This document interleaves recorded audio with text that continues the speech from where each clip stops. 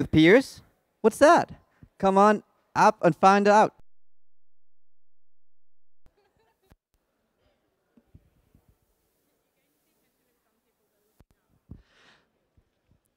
Early career research advice and communication. Come up and see what's all this about.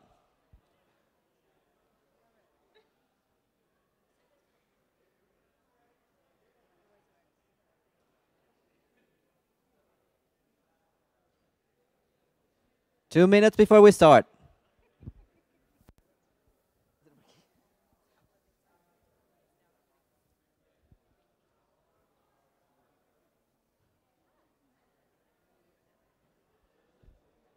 It's been a hassle, like people get stuck where they are.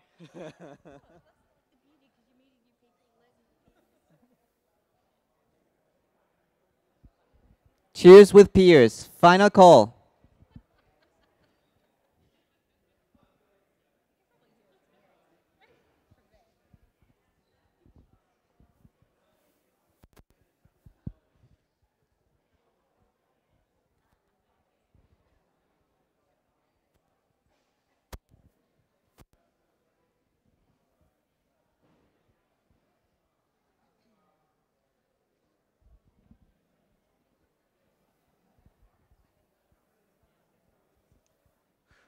How you How been? you feeling? Yeah, been alright. I feel bad that I haven't come done any R courses That's lately. right. I understand we So get busy with stuff. yeah, I really underestimated how much time I would have, or overestimated how much time I would have like later in your you Yeah. know, feels like you've got all the time in the world in your first year, but only in retrospect. So anyway, but I'm still trying to encourage my colleagues and stuff to come to go Awesome. along. That's great. No, Yeah, don't worry about it. If you can come, that's amazing. If not, yeah, I completely understand. yeah. I'm a PhD student myself, so. I know. Yeah. Are you? How many days do you work for Respaz or? So officially it's like 8 hours a week. Okay. It's probably more than that, do you think? Depends on the time of year. This time of year it's crazy. Yeah, yeah. Okay, so I think we should get started. Yeah, sure. Let's do it.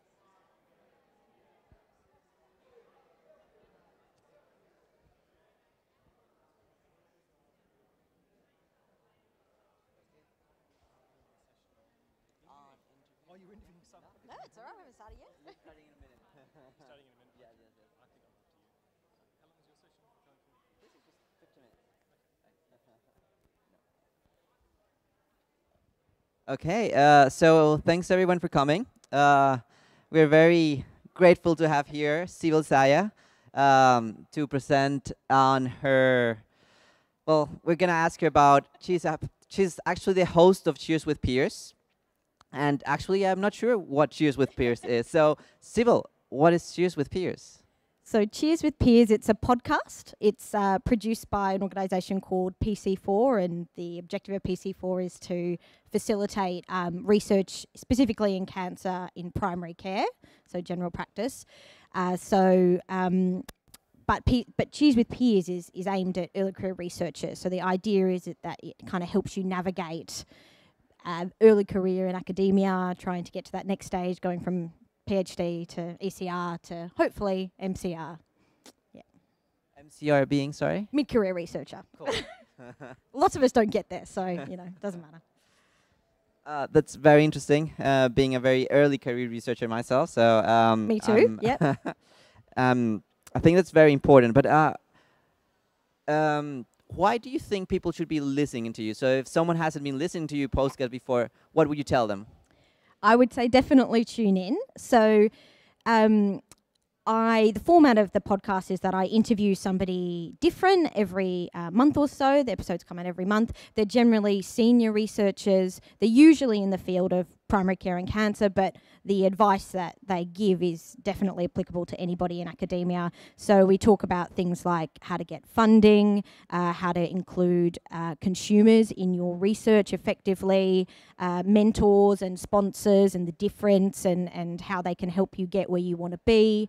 And I've managed to, you know, through this podcast, meet lots of really amazing people and hopefully produce some interesting and useful podcasts for people to listen to. That's amazing.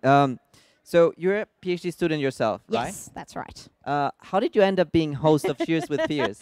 So some of it was a bit of serendipity. I sit in the same office with PC4, which is the organisation that produces the podcast, but I'm also part of their early career researcher network. So whatever area you're in, I'm sure there'll be an equivalent sort of organisation that helps facilitate research in your area. And I would really encourage you to get involved with them because they provide all sorts of support. So I'm part of their ECRN, the Early Career Researcher Network. We get together every couple of months and they give us presentations about different aspects of research, and then they asked me to be the host of their podcast. So, yeah, and I felt very lucky to be part of it. That's amazing. Actually, our previous interview was actually discussing the importance of being part of communities while you're in your PhD, and I think that basically is at that point. Absolutely, yeah. That's really good.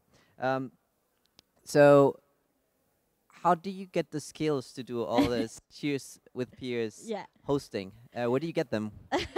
Well, I mean, I really think that anybody can really do it. It's just about being open and I just try and keep remembering to ask open questions because the people I get to interview are, very experienced and they're great communicators and they've got so much wisdom.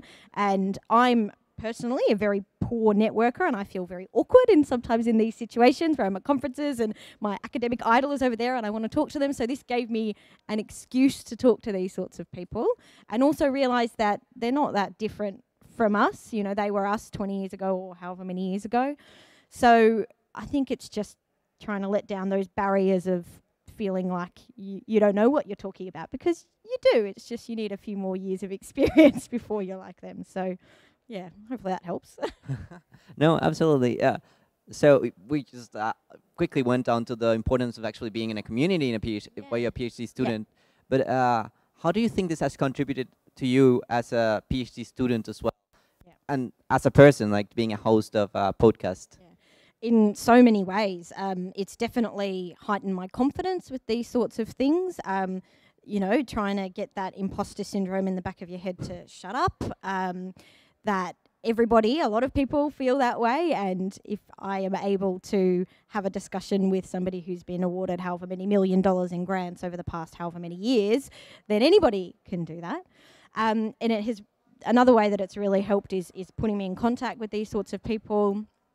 And I think it is just building that community, as you say, because peer support is so important through your PhD. Having other people around you who have been through the same thing, and you can share your experiences. And I'm hoping that even virtually, this podcast will allow other people to see that they're not alone, and we all have the same fears about not being able to make it. Yeah, but we all can. Fingers crossed. So you're talking to a PhD student. I don't know what the crowd here is today. Do we have PhD students in the crowd? Awesome. So yeah, many. What should we do if we were to think about having a communications kind of career, or we wanted to start being a host or participating in a podcast? Where should we start? What advice would you give? I would advise taking whatever opportunity presents itself to you. So it's very easy, I think, to get caught up in your PhD and just trying to finish it, and I certainly feel like that a lot of the time. And I think that I was better at this at the beginning of my PhD because I had a bit more time, as I'm sure all of you will have the same experience. But try and seize these sorts of opportunities whenever you can, because they do come up for most, virtually all PhD students. So just taking whatever you can as it comes, I think, is my best advice, really. That's great. That's great. I lied. I have heard Cheers with Peers. I highly recommend it. If someone here doesn't know where to find it, how do they find it? How can they listen to it? So you can find it on iTunes and SoundCloud. I'm sure that if you just Google Cheers with Peers, it'll come up, as well as PC4, which is the organisation I was talking about that facilitates that produced the podcast. There are maybe 4 or 5 episodes out at the moment and a couple more to come, and I'll be recording a few more. I'm very lucky to be going to Cambridge in a couple of months, and I'll be interviewing some really senior researchers from around the world there as well about various things, so watch out for them. We also have one of the interviewees in the audience, Beck. She very luckily got to go to the NHMRC and watch their the grant review panels. So she gives us a few pearls of wisdom, and I think that one's coming out soon. So definitely listen out for that as well. That's amazing. I think we have maybe time for one question, if anyone has a question that they want to ask Sibyl. Yeah, that's all right. Okay. All right. Oh, 2 questions. Okay. If there's one thing I could do every day to help improve my communication skills, what could I do? I'm going to be really hypocritical here because I don't do this, and I know that I should, and my colleagues encourage it, but it's tweet. And I really need to be better at tweeting, because I think that those kind of, what do they call it, microblogging, trying to distill your research into something that a layperson anyone can understand in a really short.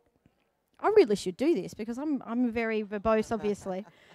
And I need to be more concise, and maybe Twitter will help me do that. So I'm going to take my own advice and tweet. I think you're great. Any other question? Yep. So you mentioned imposter syndrome before. What's that? So Peter knows I've got a slight obsession with imposter syndrome. It's this idea, if you haven't heard of it, that you at any second somebody's going to turn to you and say, I know, I've figured it out. You don't belong here. You don't know what you're talking about. That feeling, that constant feeling, niggling feeling that you don't belong, and everyone else knows a lot more than you and smarter than you. So I have this theory that more people suffer from it than talk about it. So every time I can, I decide to bring it up, because I think that even acknowledging that a lot of people, and generally more women than men, feel that way, somehow takes a bit of the power away from it. So I have kind of a bugbear about it. So that's why I bring it up whenever I can. I feel myself so. Any other question? Well, Sibyl, thank you so much for coming and sharing with us your valuable information. My so pleasure. everyone, cheers with peers, and we just have a small present for you. So thank you. Hey everybody, just wanted to let you know that the academic skills talk, which was happening in Tent 1, is now happening here. So building on talking about, early career research advice and communication, this is a department that can actually help you build on those skills with workshops and one-to-one sessions. So Steve will be coming up shortly to chat about that, so I highly encourage you to stay and hear that talk. Thank you.